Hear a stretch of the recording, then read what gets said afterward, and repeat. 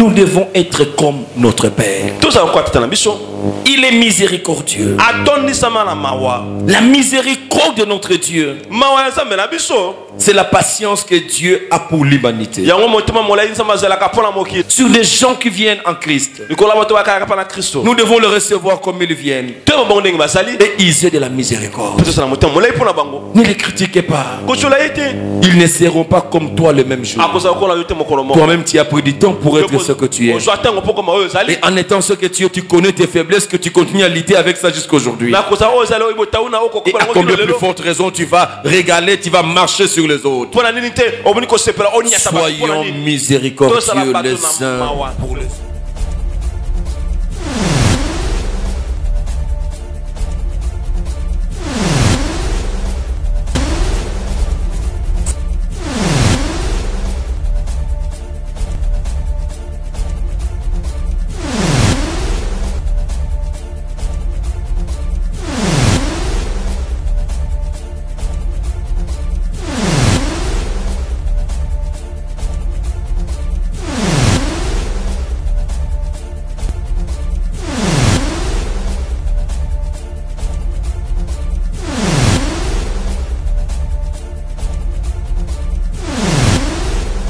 Tu peux t'asseoir, reste calme dans sa présence.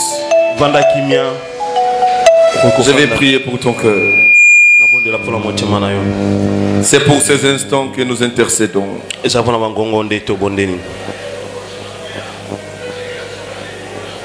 Nous ne sommes pas des enseignants. Nous ne sommes pas des prédicateurs. C'est toi le Saint-Esprit qui enseigne. Prends ma place maintenant. Et parlez à mon cœur et parlez au cœur de ma soeur et de mon frère. Je recommande ces instants à ta grâce, à ta miséricorde, ô Yahweh. Nous voulons être enseignés par toi-même. Que cet enseignement soit accompagné d'une puissance extraordinaire, d'une grâce extraordinaire. Que ces enseignements nous brutalisent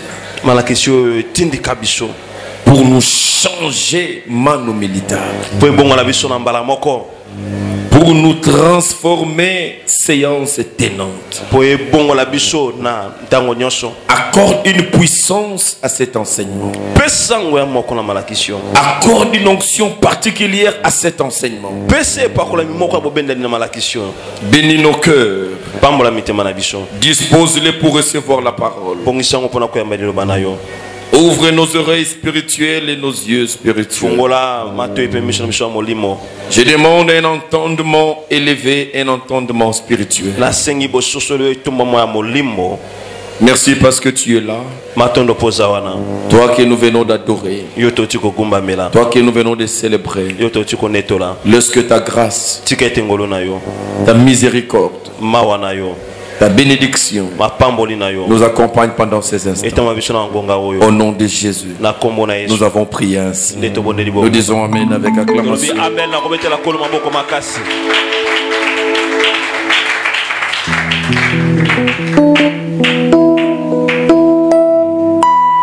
Amen. Amen. Je vous salue au nom de Jésus. Nous bénissons le Seigneur pour votre présence en ces lieux. Avant de commencer mon message, je suis en train de rappeler que nous prions en respectant le geste barrière. Mettez votre masque. Portez-le correctement pour mettre à l'aise celui qui est à côté de toi. Et pour ne pas être pris dans le piège des autorités qui nous ont instruits catégoriquement. Gloire au Seigneur. Nous voulons lire la parole de cet avant-midi. Nous allons prendre nos Bibles. Nous allons lire Matthieu chapitre 9, verset 9 à 13. Matthieu chapitre 9, verset 9 à 13.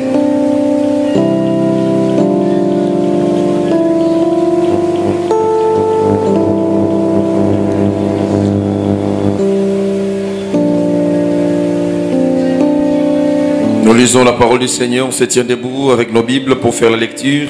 Matthieu chapitre 9. Matthieu chapitre 9. Le verset 9 au verset 13. Verset 9 qui nous verset 13.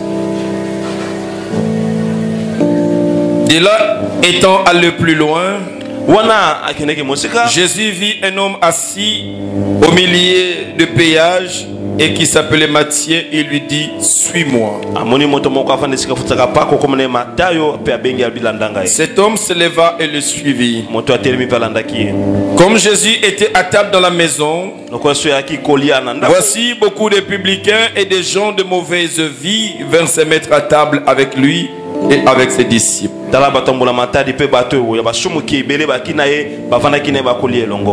Les pharisiens virent cela et ils dirent à ses disciples: pourquoi votre maître mange-t-il avec des publicains et les gens de mauvaise vie? Ce que Jésus ayant entendu, il dit: ce ne sont pas ceux qui sont ce ne sont pas ceux qui se portent bien qui ont besoin de médecins, mais le malade. Allez et apprenez ce que signifie: je prends plaisir à la miséricorde et non au sacrifice. Car je ne suis pas venu appeler les justes, mais des pécheurs.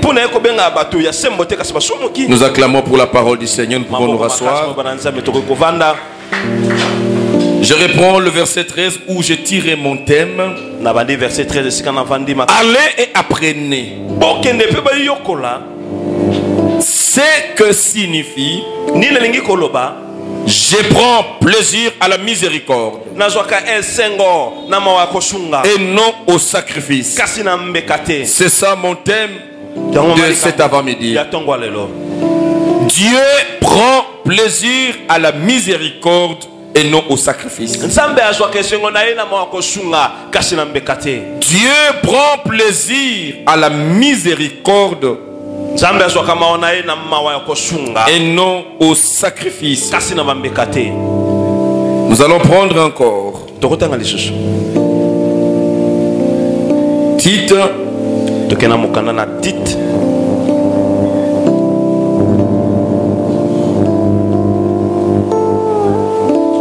au chapitre 3. Tite chapitre 3.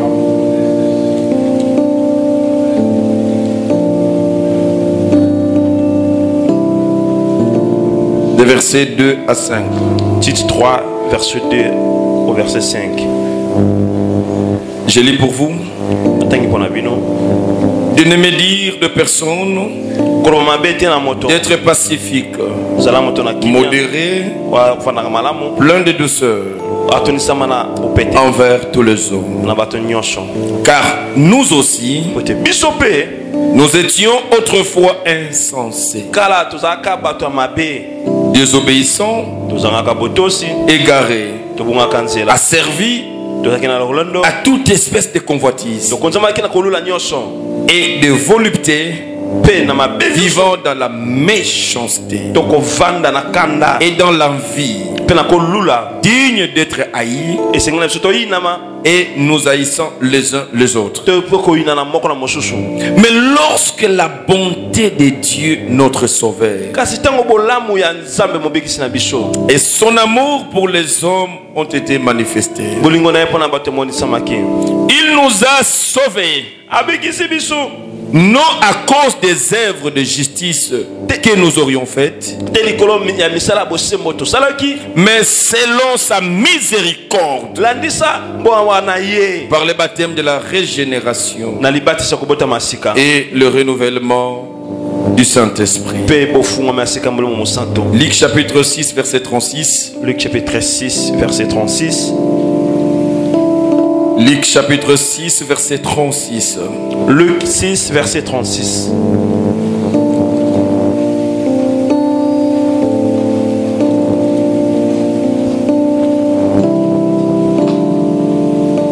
Soyez donc miséricordieux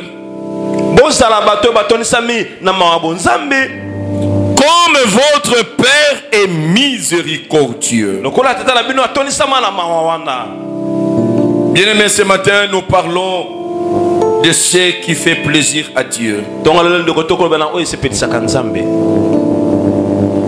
Ça s'appelle de la miséricorde. Dieu prend plaisir à la miséricorde.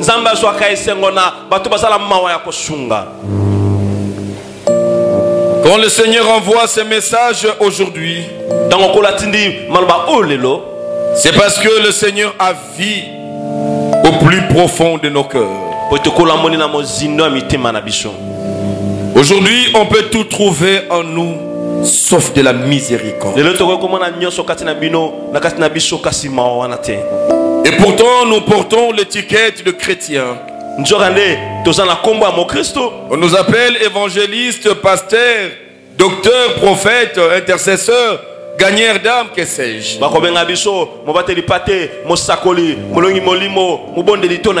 Chantre de l'Éternel, tu es accueillant, accueillante, je ne sais pas. Et nous n'avons pas honte de clamer devant tout le monde que nous sommes des chrétiens. Et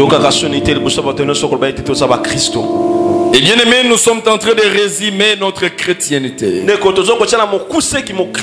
par certaines habitudes religieuses. Chaque dimanche, il faut aller à l'église. Et chaque dimanche, tu es là. Selon nos programmes, chaque mercredi, vendredi, il y a culte, tu es là. Et quelqu'un peut commencer à se féliciter pour dire: et depuis que j'ai commencé le second semestre, j'assiste à tous les cultes. Il pense comme si Dieu est content de lui.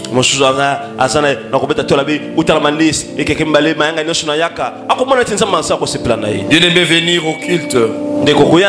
Respecter le programme de culte.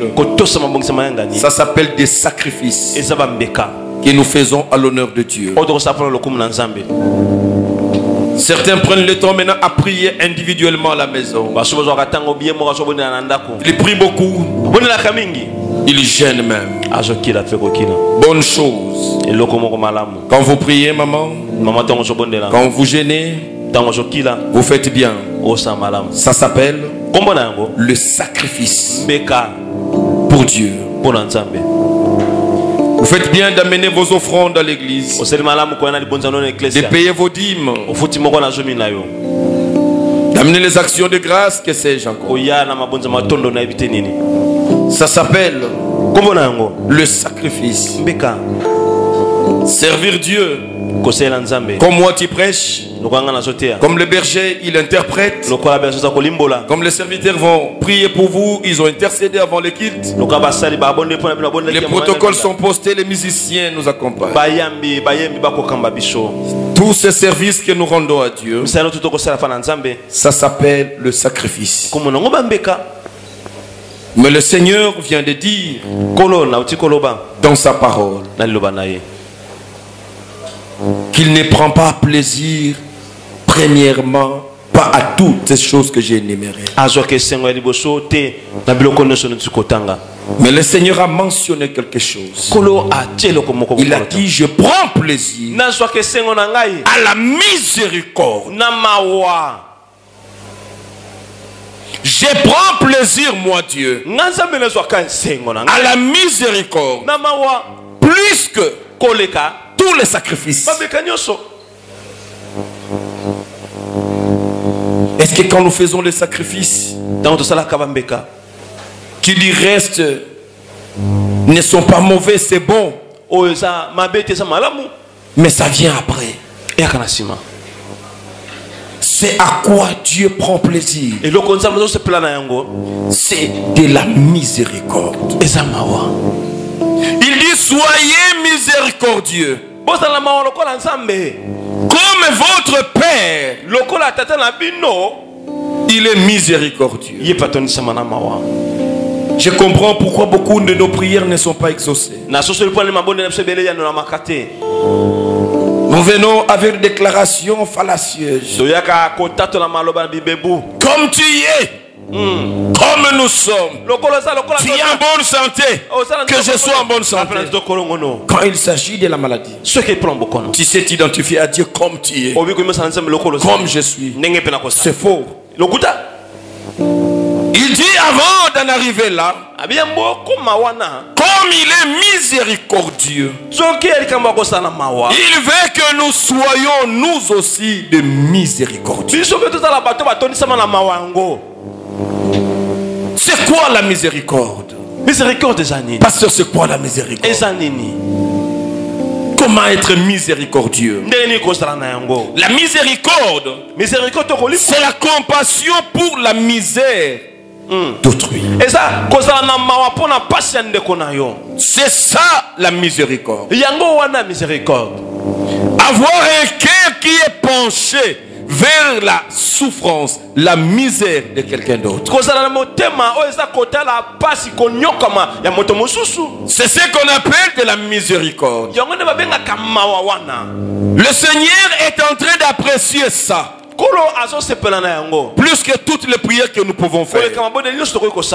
Plus que tous les jeûnes que nous pouvons avoir. Toute bonne œuvre d'évangélisation, d'intercession que nous pouvons faire. Le Seigneur, il tire son plaisir. Et vous voyez quand la Bible dit Dieu prend plaisir. Bien aimé, comment faire plaisir à Dieu? Il y a un secret. Tout celui qui sait faire plaisir à Dieu, c'est un homme qui ne prie pas beaucoup, mais il a beaucoup de la part de Dieu.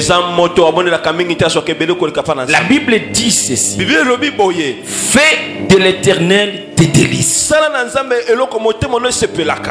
Il te donnera ce que ton cœur désire. Ne passe pas le temps à prier, à gêner, à multiplier toutes sortes de prières, parce qu'il y a quelque chose que tu tiens dans ton cœur, que ton cœur désire.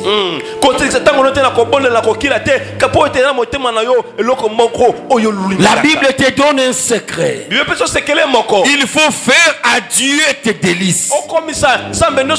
Les délices, c'est quoi? C'est ce qui fait plaisir à Dieu. Donne à Dieu, présente à Dieu ce qui lui fera plaisir.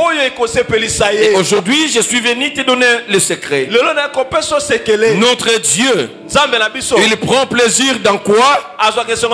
Dans la miséricorde. Donc un homme qui est miséricordieux,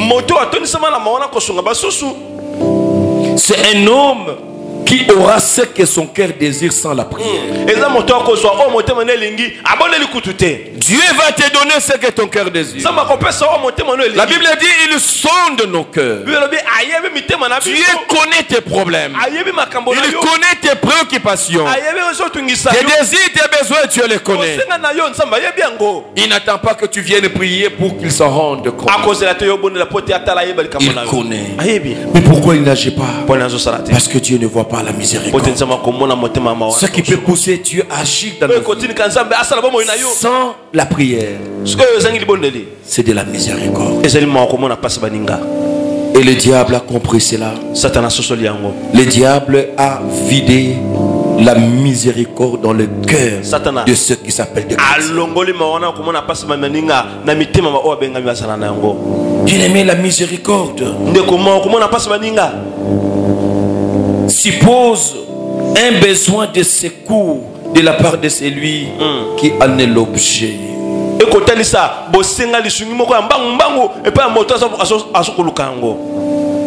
L'esprit de la miséricorde dont je parle,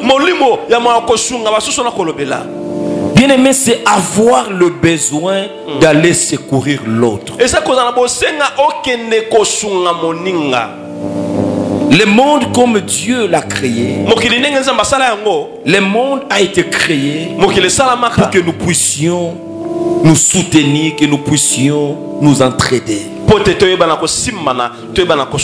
Pour monter, il faut que quelqu'un te prenne en bas et qu'il te fasse monter. Que toi tu prennes des autres qui sont plus bas que toi, que tu le fasses monter. Et cela est possible que quand on a aujourd'hui en nous de la miséricorde en nous. Vous savez, le manque de la miséricorde aujourd'hui nous amène plus bas que le caniveau. Vous imaginez que vous vivez dans la même parcelle, vous avez la cour commune et vous avez un robinet commun. Vous verrez le manque de la miséricorde. Pendant que tout le monde attendait de l'eau, il y avait coupure d'eau. Et quand l'eau commence à couler, le premier à découvrir, il n'en parle pas aux autres. Il commence d'abord à puiser pour lui-même. Il va sortir tous les bassins. Or les autres aussi n'ont pas d'eau. Il les informe que l'eau commence à couler. Venez, nous allons commencer à prendre mollo. Mais le manque de la miséricorde, il va puiser d'abord jusqu'à remplir même les gobelets. Et quand l'eau va commencer à s'arrêter, il peut dire aux autres, l'eau commence à couler.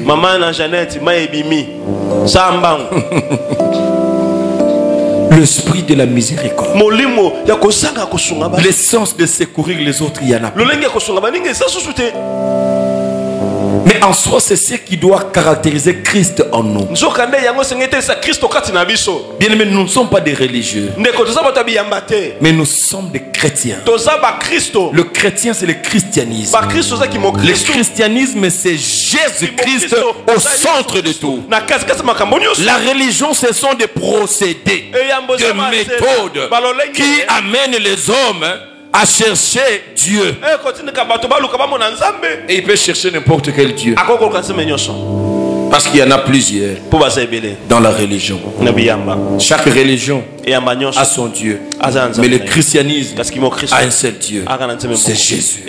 C'est Jésus et c'est Jésus. Jésus, il est miséricordieux. Par sa miséricorde, quand nous étions encore des pécheurs, il a payé le prix de nos péchés. Si nous sommes ce que nous sommes, comme Paul dit à Tite, c'est à cause de sa miséricorde. Il dit personne, aucun pasteur, aucune personne, quel que soit son rang, n'a été sauvé par ses propres œuvres. Mais c'est à cause de la miséricorde. Dieu a eu miséricorde pour nous. Il a eu pitié de nous, qu'il a donné Jésus, qui nous a sauvés. C'est ainsi qu'il est en train de réprimander les autres.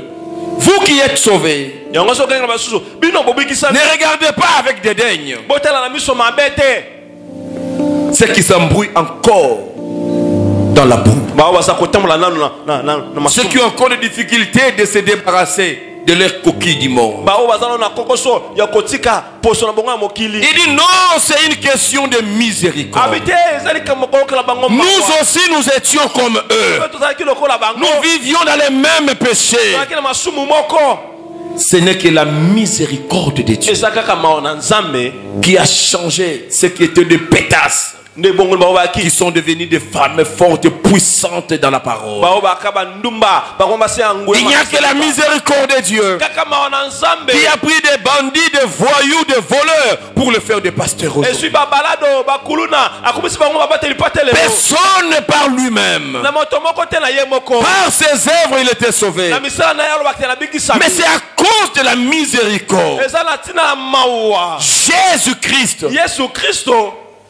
Il incarne la miséricorde. Quand on parle de Jésus, on voit sa miséricorde. Il nous a sauvés par sa miséricorde. Et comment tu peux te dire que tu es chrétien? Jésus est en toi, mais tu n'as pas la miséricorde. Non, tu n'es pas encore chrétien. Tu n'as pas encore réussi véritablement dans ta vie. Jamais. C'est ainsi que le Seigneur dit: soyez miséricordieux comme votre Père est miséricordieux. Nous devons être comme notre Père. Il est miséricordieux. La miséricorde de notre Dieu, c'est la patience que Dieu a pour l'humanité. La miséricorde, c'est la patience. Dieu te voit. Il voit ce que tu fais. Il te voit dans cette vie de péché. Il te voit dans cette sorcellerie. Et le temps que cela a pris, Dieu connaît. Et si Dieu te laisse encore en vie, Dieu ne te tue pas encore. C'est à cause de sa miséricorde. Sa miséricorde, c'est la patience que Dieu te donne à changer. C'est ainsi qu'aujourd'hui, nous les conducteurs, dans la portion de pouvoir que tu as à l'église pour conduire les gens, nous devons avoir de la patience auprès de ceux qui sont faibles. Il ne faut pas marcher sur ceux qui sont faibles. Il ne faut pas les critiquer. Il ne faut pas les calomnier. Non, tu vois cette soeur-là, tu vois ces frères-là, regarde comment il est, regarde ce qu'il fait, regarde sa vie. Non, bien-aimé, la miséricorde imprime à nous la patience de patienter, d'attendre les autres à atteindre la perfection. Quelle est cette maman qui va tabasser son bébé parce qu'il est en train de pisser, de chier dans la serviette, dans le, c'est pas les couches ou quoi? C'est inadmissible. Mais pourquoi il ne tape pas? C'est parce que la maman a la miséricorde. Elle se dit, moi aussi j'étais comme ces bébés. Moi aussi je faisais les mêmes erreurs. Moi aussi je commettais les mêmes fautes. Je le faisais plus que même mon enfant. Je ne peux pas les détruire parce que ma mère a usé de la patience pour moi. Moi aussi je dois user de la patience pour mon fils et ma fille. C'est ça de la miséricorde. Sur les gens qui viennent en Christ, nous devons le recevoir comme ils viennent et user de la miséricorde. Ne les critiquez pas. Ils ne seront pas comme toi le même jour. Toi-même tu as pris du temps pour être ce que tu es. Et en étant ce que tu es, tu connais tes faiblesses, que tu continues à lutter avec ça jusqu'à aujourd'hui. Et à combien plus forte raison tu vas régaler, tu vas marcher sur les autres. Soyons miséricordieux les uns pour les autres. Soyons miséricordieux comme notre Père est miséricordieux. Mettez de la patience pour ceux qui continuent à tomber dans les péchés. N'amenez pas leur faiblesse à la place publique.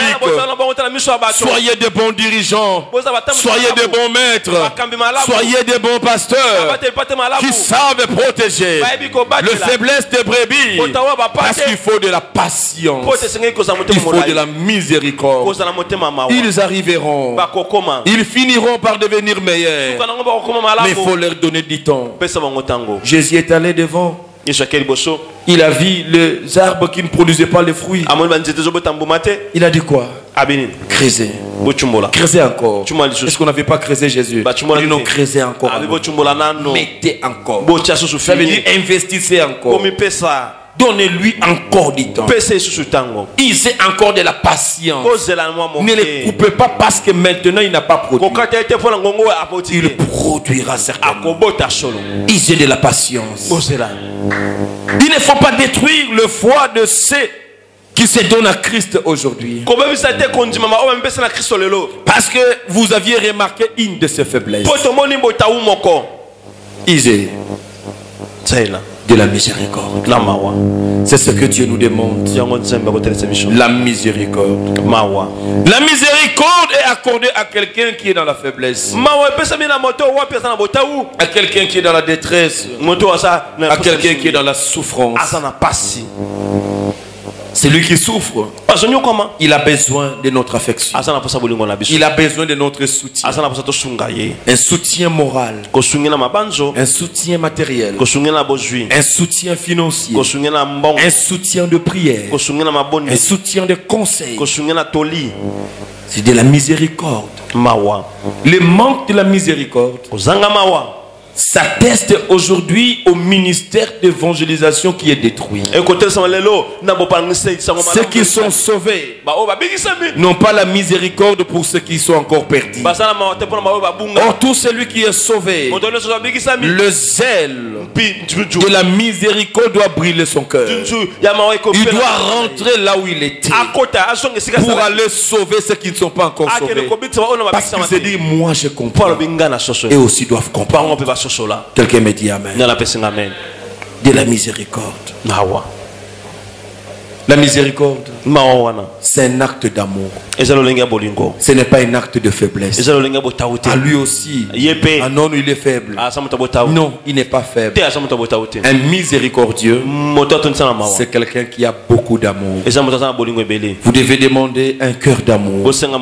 C'est l'amour qui provoque de la miséricorde au milieu de nous. Dieu aime la miséricorde plus que tous les sacrifices que nous pouvons faire. 3 exigences de la miséricorde. 3 exigences qui vont témoigner que telle personne a de la miséricorde. La première des choses, c'est savoir pardonner. Savoir pardonner.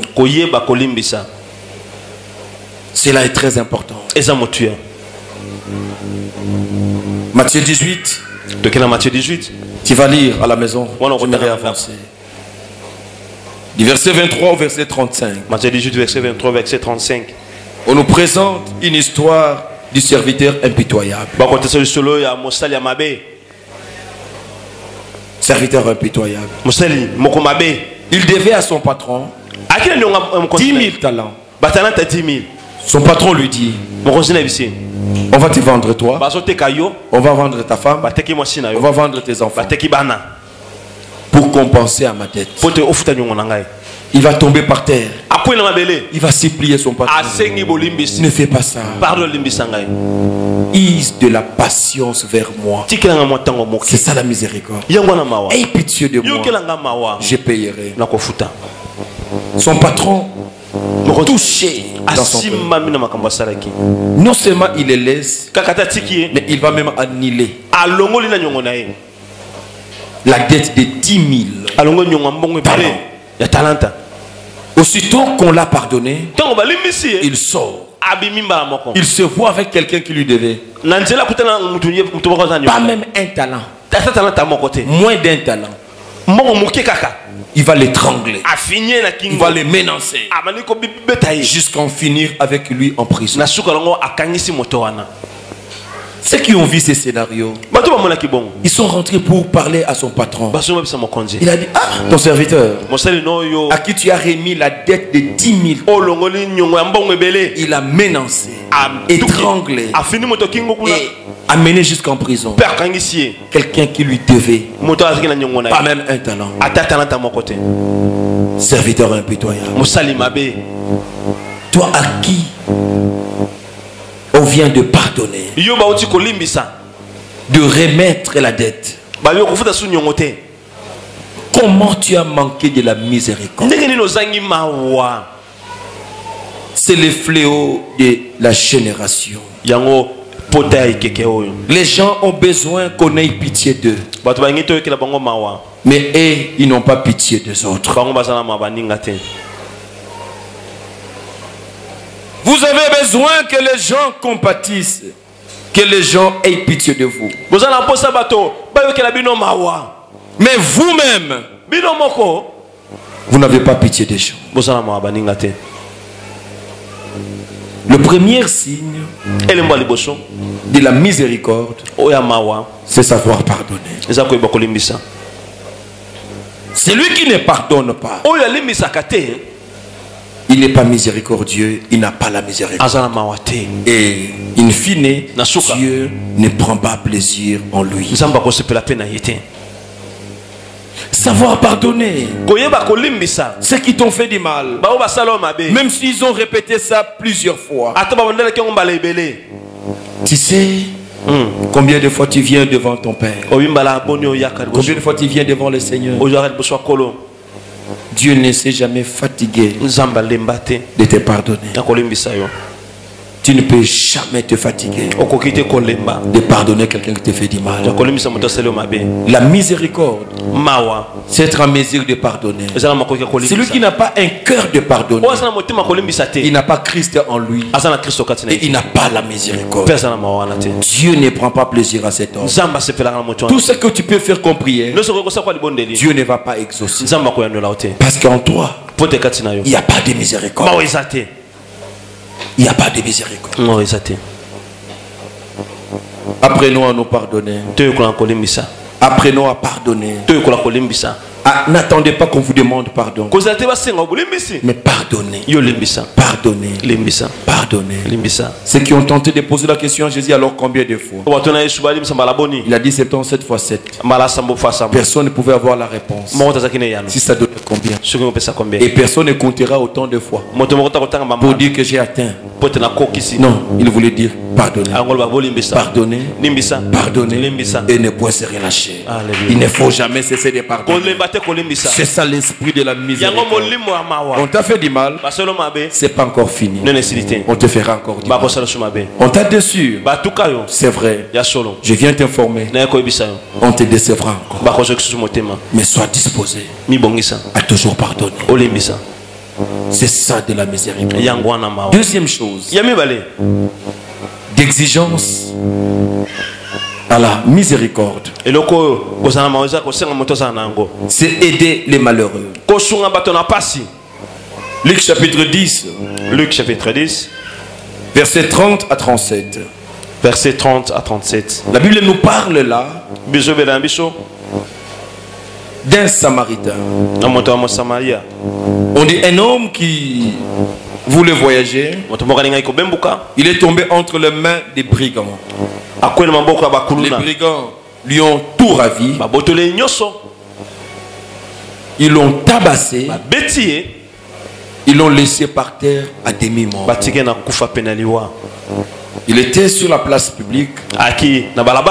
Et le premier qui était en train de passer, c'était le pasteur, sacrificateur, le bishop, l'évêque général, avec sa grosse Bible. Il passait. Il a vu cet homme. Il a regardé. Je ne sais pas. Qu'est-ce qu'il a pensé? Ça doit être la sorcellerie. Il est en train de payer ses péchés. Je suis en retard, je pars prêcher. Il les laisse. Il court à l'église. La deuxième personne a passé. C'était un lévite. C'était un serviteur. C'était un évangéliste. Un chantre. Un intercesseur. C'était un protocole de l'église. Il venait lui aussi. Il a vu cet homme qui était en train de mourir. Il les regarde. Il dit sans effet esprit de mort. Il est allé à côté. Il s'est dit je pars servir Dieu. Le pasteur est allé donner les sacrifices à Dieu. C'est ça son service. L'intercesseur, le président, je cours vite. Je vais aller travailler pour Dieu. D'ailleurs, l'heure de 10 000, les offrandes vont passer. J'ai ma 10 000 mon offrande. Ce sont des sacrifices qu'il voulait amener à Dieu. Mais en face de lui, Dieu l'appelait à la miséricorde. Il a laissé. Il est allé amener les sacrifices. Et la troisième personne qui passe, c'est un Samaritain. Parce que vous êtes tellement mauvais, vous l'appelez bon Samaritain. Ce n'est pas un bon Samaritain, c'est seulement un Samaritain. Et un Samaritain n'était pas pasteur. Il n'était pas chrétien. Il était païen. Il n'allait même pas à l'église. Il était en train de voyager. Il va voir cet homme. Vous savez, quand on voyage, on peut être en retard avec son train, son métro, son bateau, son avion. Mais à l'église, on peut venir et entrer. Mais cet homme n'a pas regardé la montre qu'il aura les retards. Il a d'abord regardé l'être humain qui était devant lui. J'irai en voyage vite. Pourquoi? Si je passe cet homme, assurément après moi il va mourir. Non. Je sauve d'abord une vie. Il va ramasser cet homme. Il va ouvrir son sac. Il prend du vin. Il prend de l'huile. Il commence d'abord à amadouer ses plaies. Il va soigner ses plaies. Le premier soin. Tu peux manger quelque chose? Oui, un peu. Il peut lui acheter les secrets. Il lui donne un gâteau. Ça va un peu? Oui, ça va, mais les douleurs. Il dit non, ça ce sont les premiers soins. Ce qu'il avait sur lui, il le prend dans ses bras. Il va le mettre sur son cheval, sur sa voiture Mercedes. Il va aller avec lui à l'hôpital. Il va demander, je ne sais pas ce qu'il y a où tu vas. Il va mourir entre mes mains. Et je ne veux pas de problème. Il a pris cet homme. Il l'amène à l'hôpital. Il s'engage. Il dit recevez cet homme. Hospitalisez-lui. Il paye les frais. Il dit le lendemain. Il revient, mais il était en train de voyager. Cela veut dire que ces jours-là, son voyage était annulé à cause de la miséricorde. Le lendemain, il vient voir son malade. Il reçoit les rapports du médecin. Il dit oui, on le suit. On le stabilise. Il sort l'argent. Il donne au médecin. Il dit moi je dois voyager aujourd'hui. Comme il commence à se stabiliser, je laisse l'argent. Je laisse cette garantie. Ces gages. Vous allez utiliser. Traitez-lui. Si c'est fait que l'argent que j'ai laissé, que moi j'estime beaucoup, si ça semble petit et que vous dépassez vos dépenses, ne vous inquiétez de rien. À mon retour, je passe par ici. Je vais régler la facture. La miséricorde. On ne l'a pas trouvé chez un pasteur. On ne l'a pas trouvé chez un chrétien, un serviteur. On l'a trouvé chez un païen. Bien aimé. Le cœur du païen, pour moi, c'est un cœur authentique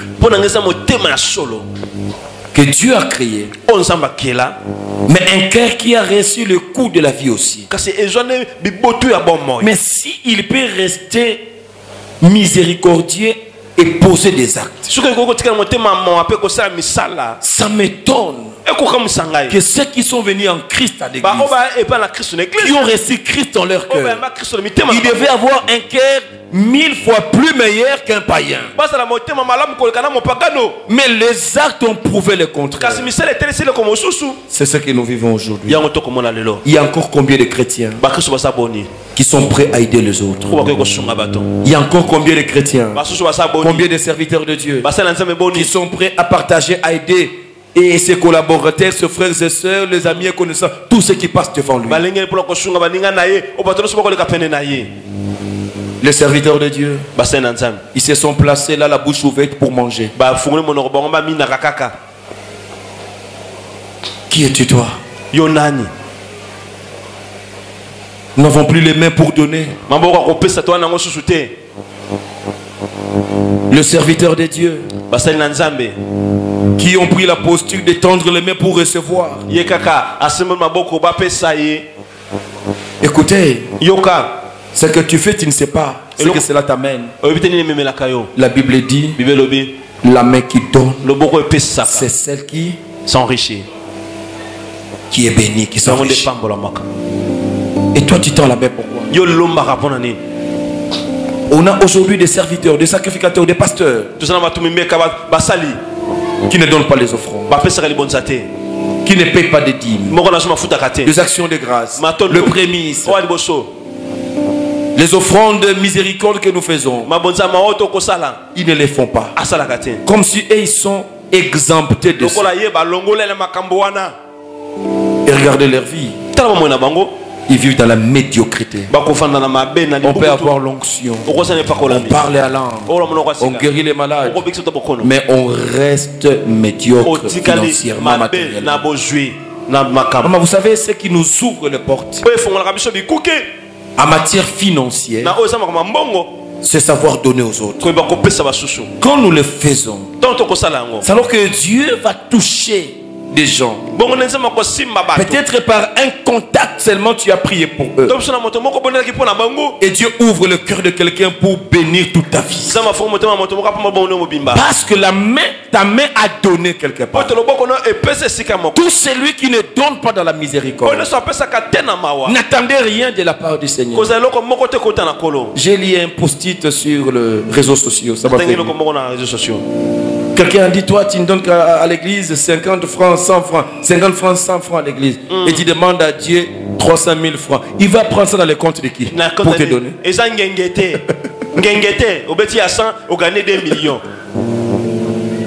La miséricorde n'y est plus. N'y est plus. Il y a de malheureux qui nous entourent. Combien de fois tu as déjà trouvé des gens tombés par terre? Tu es en train de passer dans ta voiture, ou tu es en train de passer à pied. Ce n'est pas un hasard tout ce que Dieu fait passer dans tes yeux. Vous devez avoir le sens de la miséricorde. Quelqu'un qui tombe, il y a un accident qui arrive, tu étais là, tu as la voiture, regarde vite qui est sauvable là, prends-le, amène-lui rapidement. Tu as un moyen de mobilité rapide, mais non, tu es là, tu es là. Qu'est-ce qui se passe là-bas? Ah, c'est comme ça. Oh, les gens de moto, oui. Toi aussi, ça peut t'arriver. Il n'y a plus de la miséricorde. Je le dis ici, c'est dans notre génération où les gens sont en train de mourir. Ils luttent avec les derniers souffles, mais ils ne voient personne pour le secourir.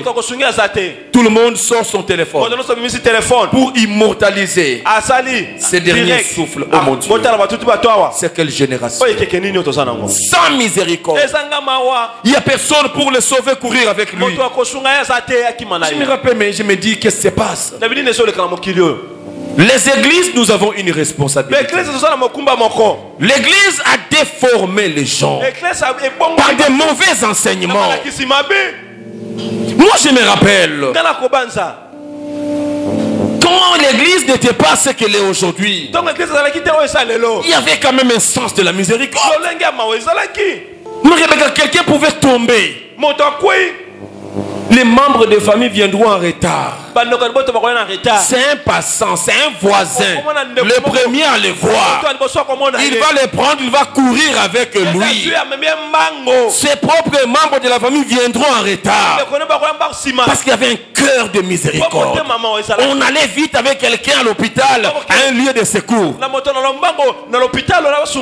Mais qu'est-ce qui se passe aujourd'hui? Vous verrez un malheureux en train de souffrir. Vous verrez quelqu'un en train de demander à la place publique. Non, parce qu'on vous a amené un mauvais enseignement de combat spirituel. On vous a dit qu'il faut d'abord connaître son état d'âme. Qui est-il pour connaître les états d'âme des gens? Le cœur de miséricorde. La parole ne nous dit pas de chercher l'état d'âme de quelqu'un. Je l'ai toujours dit, le bienfait, l'amour, la miséricorde est plus puissante que la sorcellerie de quelqu'un. Nous devons faire du bien aux gens.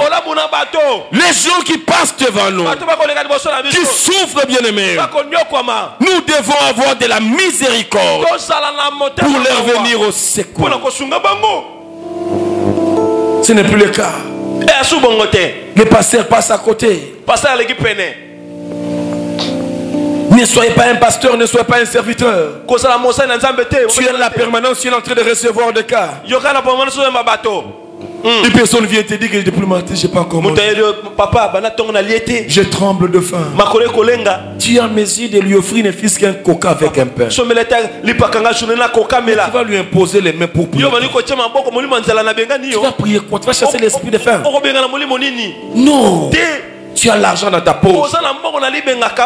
Il dit on m'a chassé à l'école pour tel besoin. Pourquoi ça tombe dans mes oreilles? Est-ce que je peux les faire? Est-ce que j'en ai? Ne prie pas pour lui. Dieu l'a envoyé vers toi parce qu'il sait que tu ne vas pas chercher la solution pour lui, mais tu as une solution pour lui. Prends l'argent dans le miséricorde. Le Seigneur te demandera. J'avais faim, tu ne m'as pas nourri. J'étais malade, tu ne m'as pas visité. J'étais en prison, tu ne m'as pas rendu visite. Le Seigneur, quel jour? Il dira chaque fois que tu as vu des gens passer, demande c'était moi que tu n'as pas donné. Les malades que tu as négligés, c'était moi. Nous devons faire très attention, bien-aimés. Ne nous accrochons pas aux actes religieux, mais posons les actes fondamentaux du christianisme. Attestons notre amour. Bien-aimé, prends le temps quand Dieu te bénit. Quand tu vois les nécessités en cours de route, n'hésite pas de les aider. Va dans les orphelinats. Va dans les hommes de vieillards. Va dans des hôpitaux. Va en prison. Il y a des gens qui souffrent. Il y a des gens qui sont emprisonnés à Kinshasa. Comme Joseph, toute sa famille est ailleurs. En dehors de ce que la prison lui donne, il n'aura jamais quelque chose de bon de l'extérieur. Et tu seras béni le jour où tu viendras vers lui, avec ce qui ne s'est pas trouvé en prison, parce qu'il n'a pas de famille. La miséricorde. La miséricorde te pousse à regarder ce que Dieu dépose dans tes mains. Et il ne le dépose pas pour toi seulement. Dieu te bénira parce qu'il a besoin de bénir d'autres personnes tout autour de toi. J'ai toujours prié à Dieu, fais de moi une source de bénédiction. J'ai toujours, un jour j'ai dit à Dieu, mais tu es en train de me bénir beaucoup, pourquoi? Tu connais mon cœur, tu connais bien. Moi là, si j'ai des moyens, mais je vais créer des entreprises, j'engage tout le monde. Moi si j'ai des moyens, je ferai des hôpitaux où les gens viendront prendre les soins gratuitement, les écoles vont étudier gratuitement. Moi si j'ai des moyens, j'ai ce cœur là, je suis sensible aux malheureux, sensible à ceux qui souffrent, sensible aux nécessités. C'est le cœur de la misère. Le Seigneur, il prend plaisir à ça.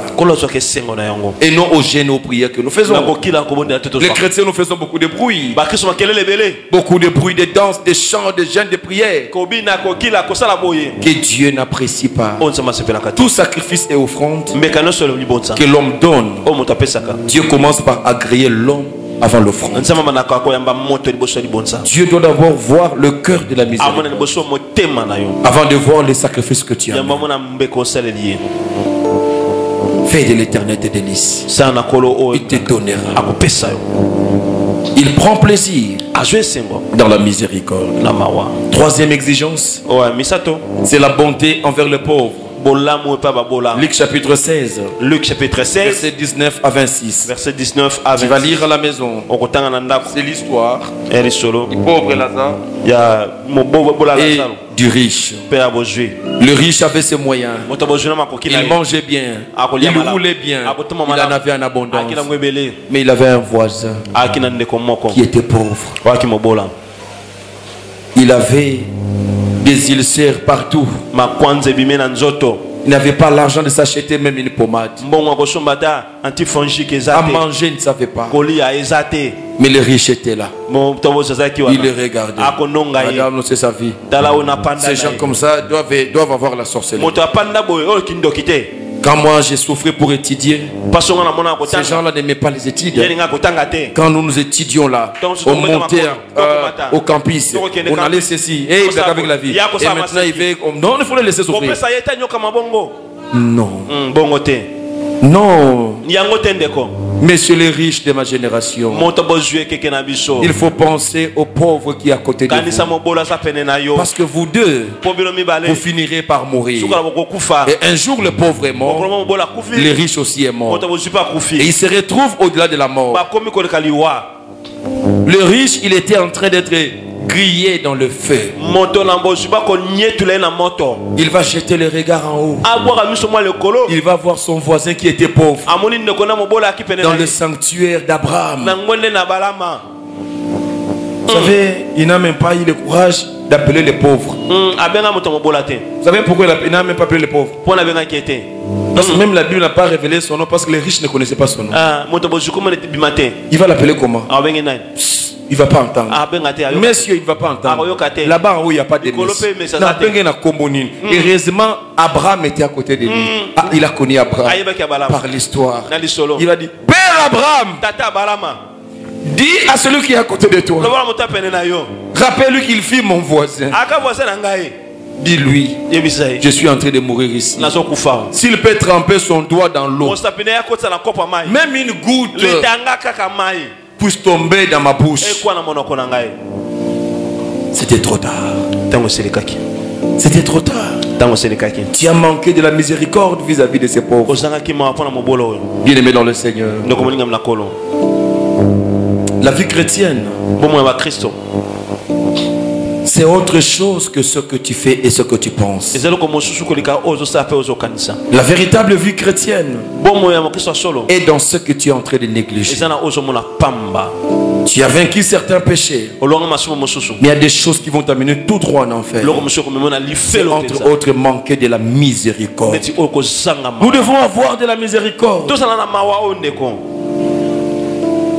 Bénéficier de la miséricorde de Dieu, il faut être miséricordieux. La Bible dit, soyez miséricordieux comme est votre Père. Approchez-vous du trône de la grâce afin d'obtenir miséricorde. La miséricorde, c'est quand tu arrives au bout de tes forces. Tu ne sais pas prier. Tu n'as plus de force pour ces problèmes. La prière ne marche pas. Les médicaments ne marchent pas. Les médecins n'ont pas de solution. Quelle prière à faire? C'est de dire à Dieu, Seigneur, ta miséricorde. Ta miséricorde. Ce qui était le vendredi, ils ont vu, nous avions prié la miséricorde de Dieu. Et ce que la miséricorde nous avait fait le vendredi, c'était extraordinaire. Il fallait y être. Et j'encourage à ceux qui sont venus, continuez à venir. Et j'encourage ceux qui sont absentés, continuez à vous absenter. C'était formidable. C'était pour la miséricorde.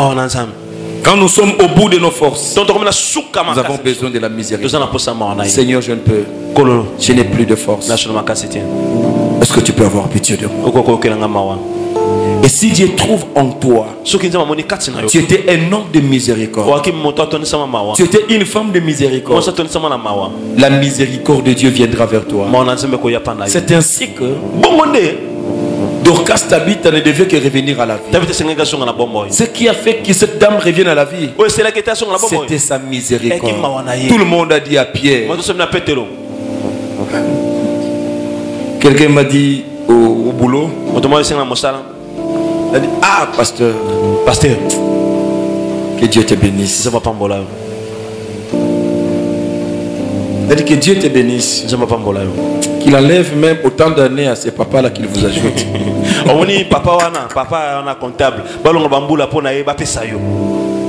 À cause de le cœur de miséricorde. Vous devez arriver à un certain moment. Les gens disent à Dieu, Nzambe obima wate. Tokangi poto Nzambe obima te so likambo te. Amen. Yete.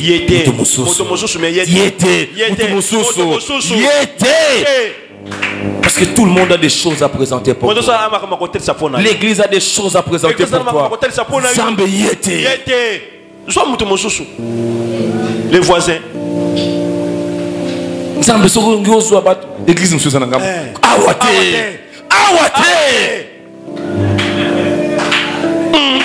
Le niveau de dire à Dieu, Awate. que miséricorde à moto.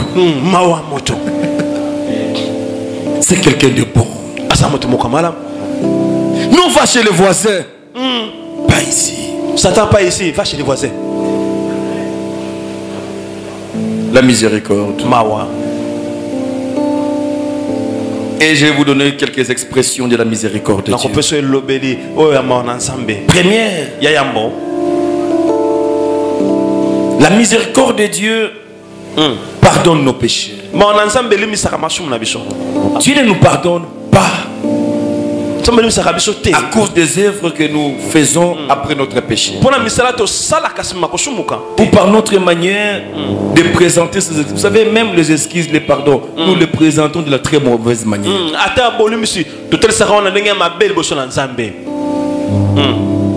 J'ai entendu quelqu'un confesser comme s'il me dit, il se moque de Dieu ou quoi?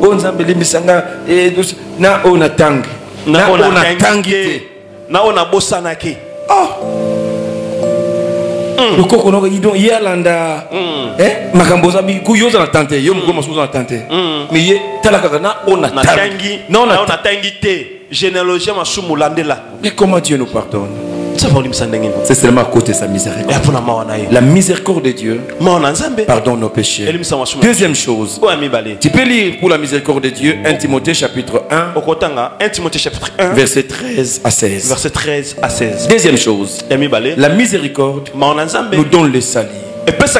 Nous ne sommes pas sauvés à cause de nos œuvres. Personne ne peut bomber sa torse pour dire non à cause de ce que je fais. Moi je suis sauvé. Non, c'est à cause de la miséricorde. Amen. C'est à cause de la miséricorde de Dieu. La miséricorde de Dieu. Éphésiens 2. Éphésiens chapitre 2. 4 à 5. 4 à 5. Troisième chose. Ouais, mais c'est tout. La miséricorde rend Dieu fidèle à son alliance. Il reste fidèle, c'est à cause de sa miséricorde. Il regarde ce que nous faisons. Il dit non, moi je ne change pas, je reste fidèle. À cause de quoi? À cause de la miséricorde qu'il a. Deutéronome chapitre 4. Verset 31. Verset 31. Quatrième chose, la miséricorde de Dieu nous ramène sur le bon chemin. Amen. Jérémie 3 verset 12. Jérémie 3 verset 12. C'est la miséricorde de Dieu qui nous pourchasse, qui nous poursuit jusque là où nous sommes dans la vie du péché et nous ramène dans les bons sentiments. Quand tu vas lire Jonas chapitre 1er verset 1 à 4. Donc autant à Jonas chapitre 1er verset 1 à 4. Jérémie 3 verset 12. Jérémie 3 verset 12. Tu vas comprendre que c'est sa miséricorde qui nous ramène sur le bon chemin.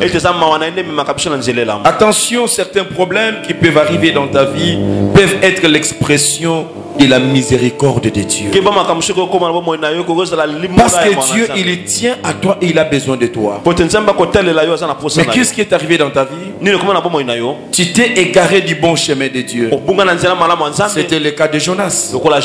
Il n'a pas voulu aller là où Dieu l'a envoyé. Dieu a soufflé le vent.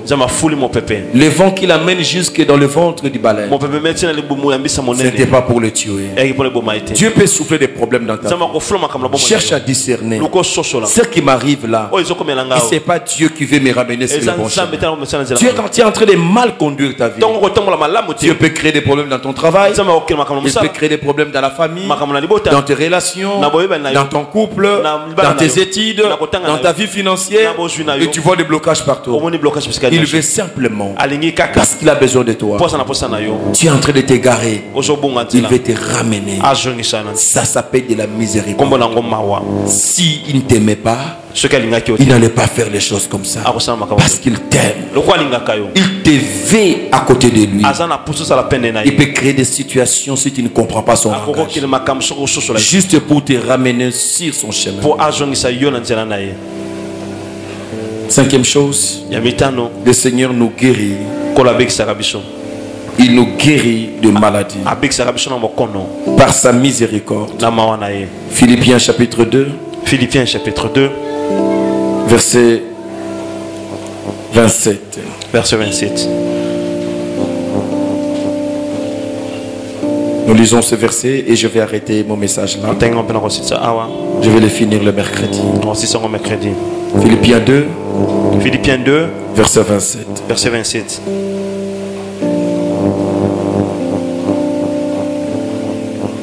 Il a été malade. En effet. Et tout près de la mort.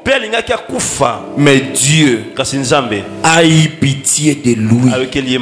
Et non seulement de lui, mais aussi de moi, afin que je n'eusse pas tristesse sur tristesse.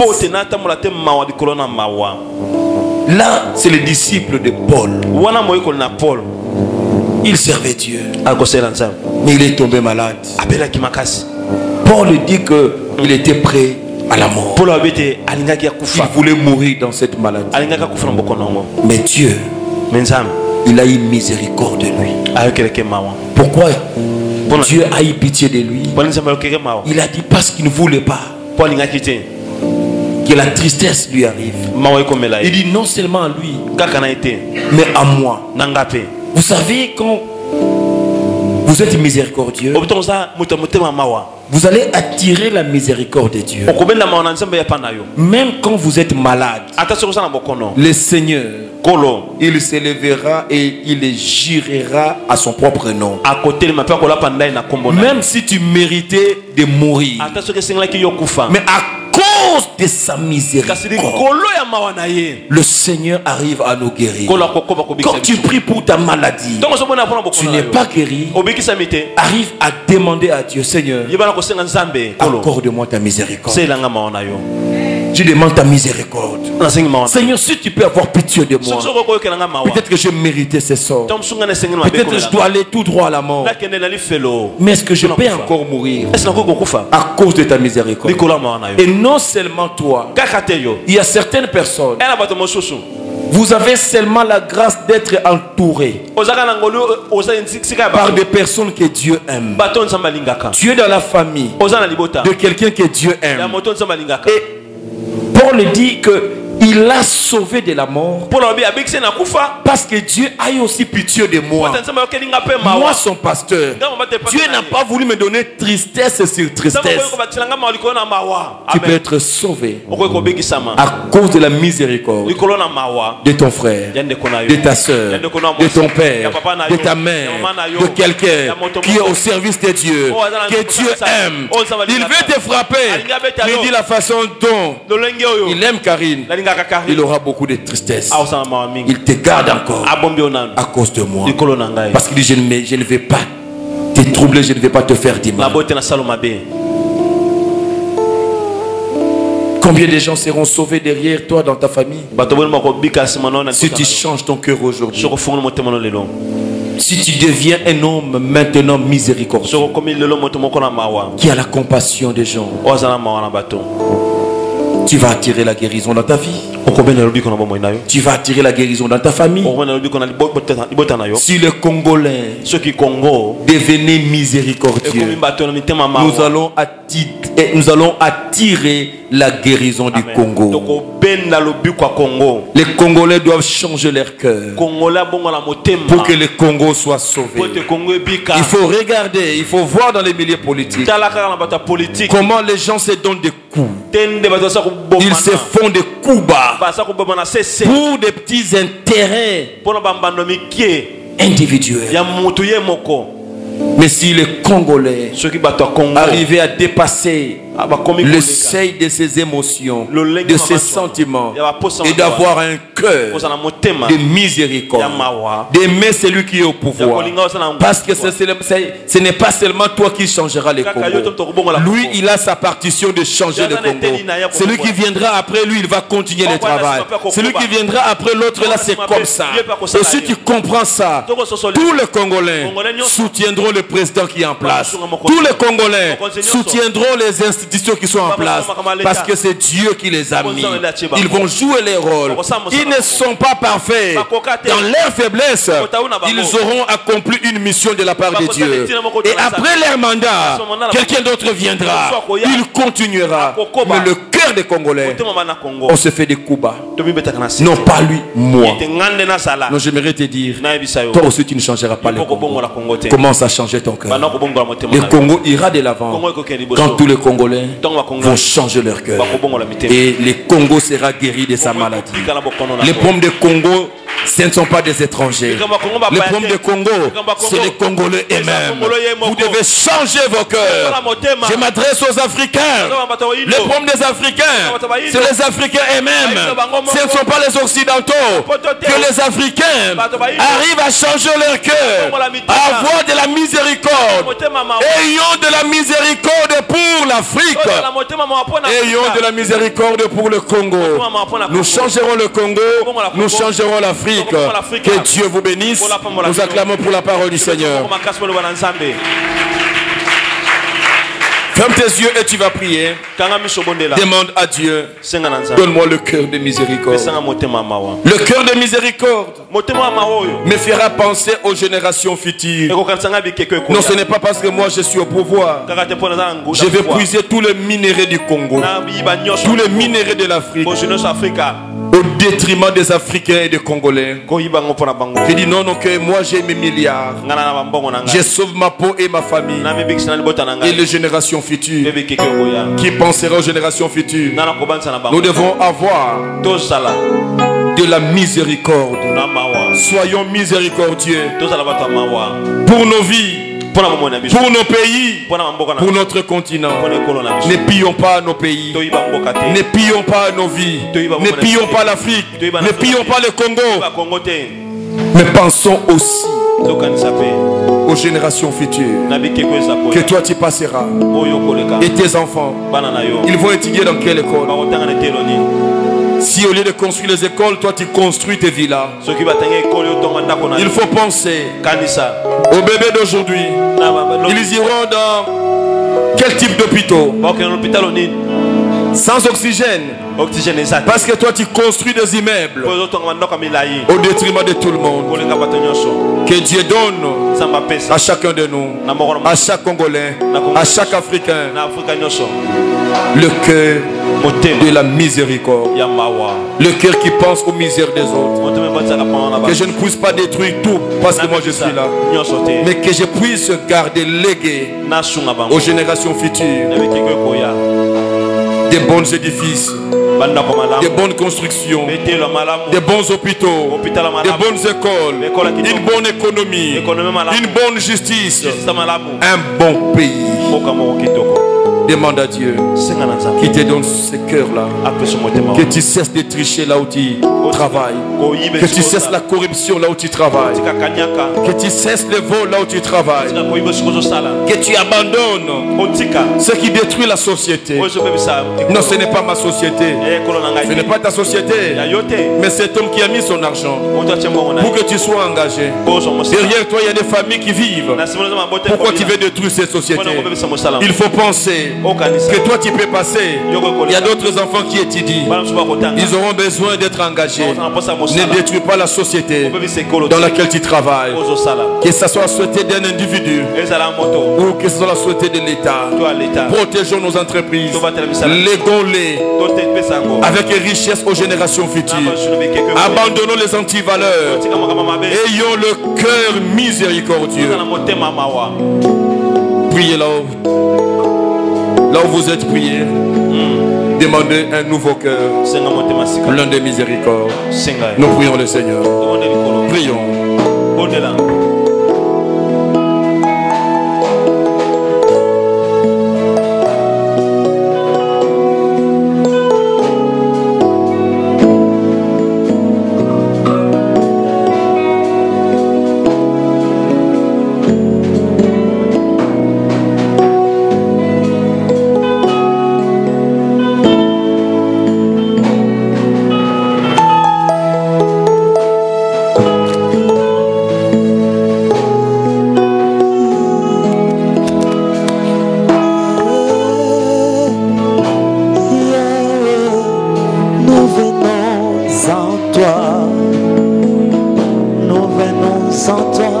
nous venons en toi.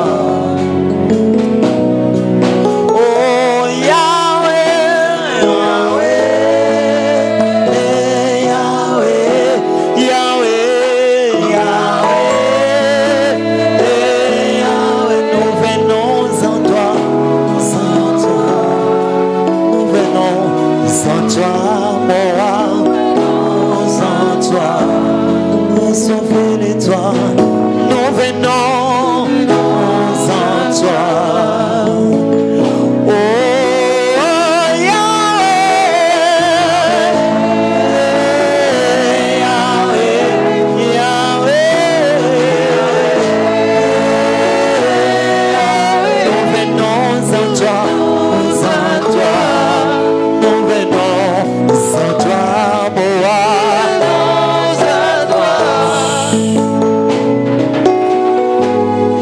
Merci Seigneur Jésus-Christ. Merci Seigneur Jésus-Christ. Amen. Amen. Est-ce que nous pouvons acclamer le Seigneur? Merci. Que la gloire revienne à notre Dieu.